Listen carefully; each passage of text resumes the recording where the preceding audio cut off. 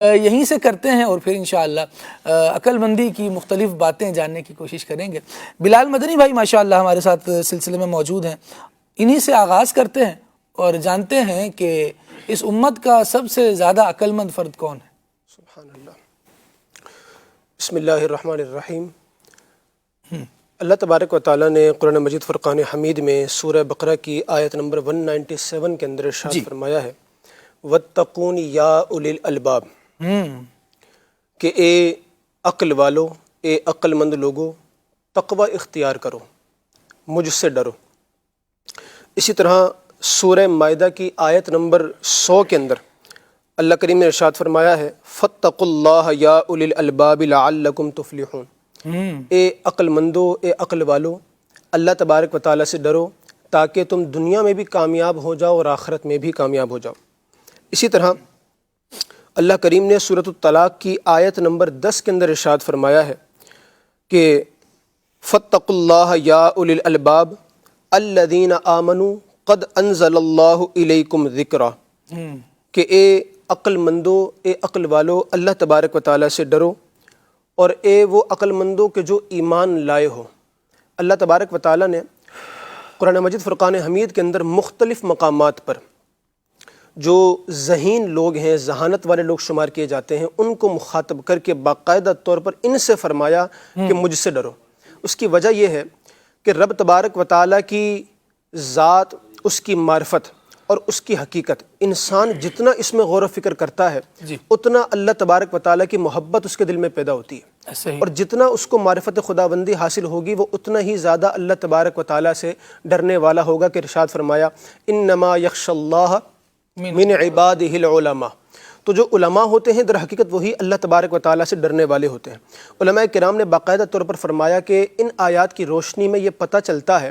کہ رب تبارک و تعالیٰ کے نزدیک کہ جس نے عقل کو بھی پیدا فرمایا اور انسان کو بھی پیدا فرمایا، اور انسان کو یہ ایک جو نورانی ایک جوہر تھا عقل کا، وہ اس کے اندر ودیت فرمایا، تو عقل مند شخص کون ہوگا جو اللہ تبارک و تعالیٰ کے ان احکامات کو جن میں فرمایا گیا کہ تقوی اختیار کرو، میرا ڈر اور میری خشیت اپنے اندر پیدا کرو، تو جو اللہ تبارک و تعالیٰ سے ڈرنے والا ہوگا، خوف رکھنے والا ہوگا، اس سے عقل مند شخص کہا جائے گا۔ اب یہ جو آیت مبارکہ میں نے آخر میں سورۃ طلاق کی تلاوت کی، اس میں اللہ کریم نے کیا فرمایا آخر میں کہ قد انزل اللہ الیکم ذکرا۔ اعلیٰ حضرت رحمۃ اللہ تعالیٰ علیہ نے اس کا ترجمہ یوں فرمایا کہ بے شک اللہ نے تمہارے لیے عزت اتاری ہے، کہ اے ایمان والو، کہ تم ایمان لائے، اس کے بعد تم نے اللہ تبارک و تعالیٰ کا خوف اور اس کا تقوی اپنے دل کے اندر پیدا کیا، تو فرمایا کہ ہم نے تمہارے لیے عزت اتاری ہے کہ جو عقل مند اللہ تبارک و تعالیٰ سے ڈرنے والا ہوگا، اللہ تبارک و تعالیٰ اسی کو عزت عطا فرمائے گا۔ اور آپ یہ دیکھیے کہ قرآن مجید فرقان حمید کے اندر اللہ کریم نے باقاعدہ طور پر یہ معیار بھی دیا، اور یہی امت کے اندر بہتر ہونے کا اصول بھی ہے کہ ان اکرمکم عند اللہ اتقاکم، تم میں سب سے زیادہ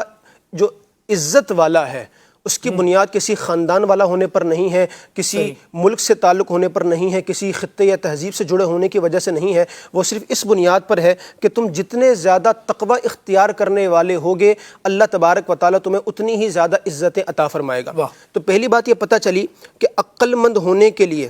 جو ایک بنیادی چیز ہے وہ یہ ہے کہ عقل مند متقی ہوتا ہے۔ دوسری بات یہ کہ جو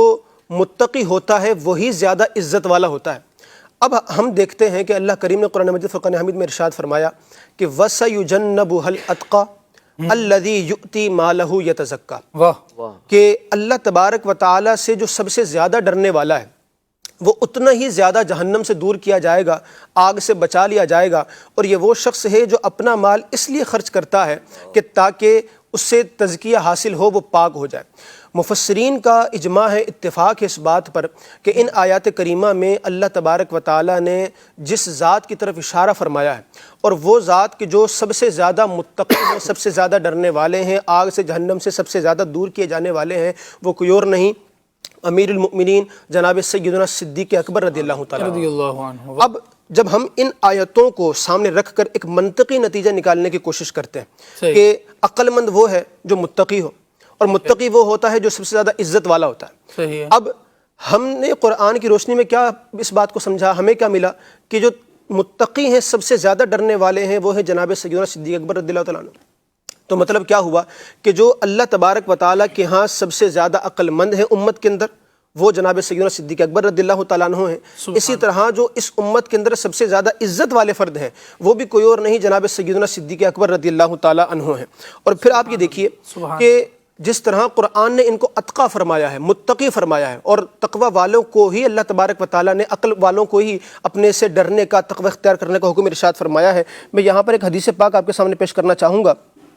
واقعہ کچھ یوں ہے حدیث پاک میں، جب سیدنا معاذ بن جبل رضی اللہ تعالیٰ عنہ کو نبی کریم صلی اللہ تعالیٰ علیہ وسلم یمن کے لیے روانہ فرما رہے تھے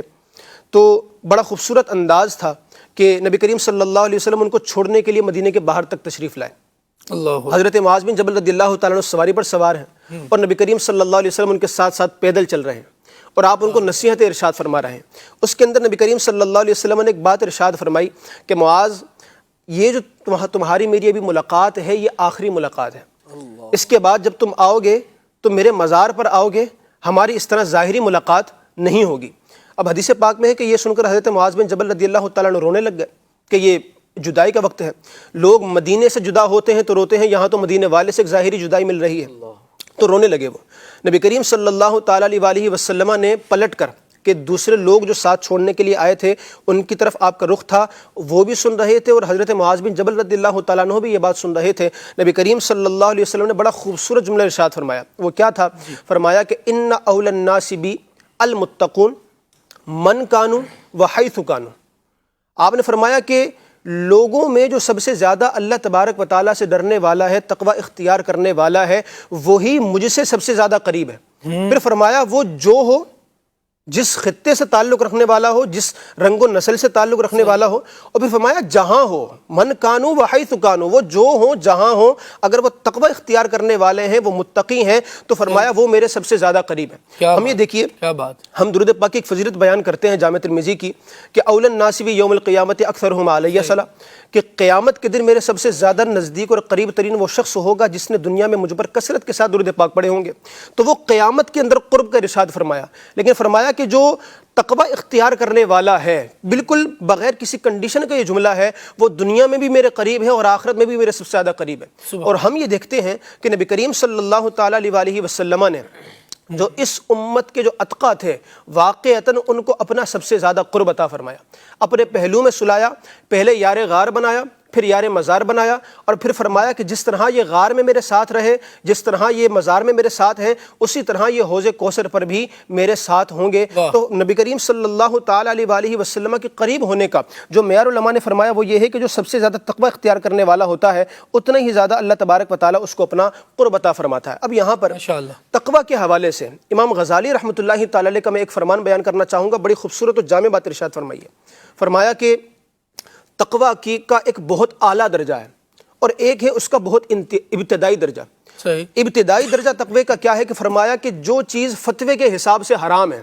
کہ اگر مسئلہ پوچھا جائے کہ کیا یہ کرنا جائز ہے یا ناجائز ہے، حرام ہے یا حلال ہے، تو جس چیز کو شریعت کہہ دے، مفتی کہہ دیں کہ جناب یہ حرام ہے، تو فرمایا کہ اس سے رک جانا یہ تو تقوی کا ابتدائی درجہ ہے اور یہ عدل و انصاف کرنے والوں کا تقوی ہے. لیکن جو تقوی کا سب سے اعلیٰ درجہ ہے وہ یہ ہے کہ جو چیز اللہ کے لیے نہ ہو اس کو چھوڑ دیا جائے. یہ سب سے زیادہ بہت بڑا درجہ ہے تقوی کا، اور فرمایا کہ یہ صدیقین کا تقوی ہے. سبحان اللہ. اور ہم یہ دیکھتے ہیں کہ امت کے جو صدیق اکبر ہیں وہ کون ہیں؟ جناب سیدنا صدیق اکبر رضی اللہ تعالیٰ عنہ، جو قرآن کی روح سے بھی سبحان اللہ متقی ہیں اور سب سے زیادہ عقل مند ہیں اس امت کے، وہ حدیث کی روح سے بھی سب سے زیادہ عقل مند ہیں اور متقی اور عزت والے شخص ہیں. اور ہم اگر تصوف کی تعلیمات دیکھیں جو علماء نے قرآن و حدیث کی روشنی میں کھول کر بیان کی، وہ بھی باقاعدہ کہ اعلان کرتی ہیں کہ اس امت کے جو سب سے زیادہ عقل مند شخص ہیں وہ کوئی اور نہیں جناب سیدنا صدیق اکبر رضی اللہ تعالیٰ عنہ ہیں. اور وجہ اس کی کیا ہے؟ وجہ تقوی ہے. اب یہاں پر میں مدنی چینل کے ناظرین کے لیے ایک بات اس میں ایڈ کر کے اپنی بات کو ختم کروں گا کہ الحمدللہ بھی عنقریب رمضان تشریف لانے والا ہے،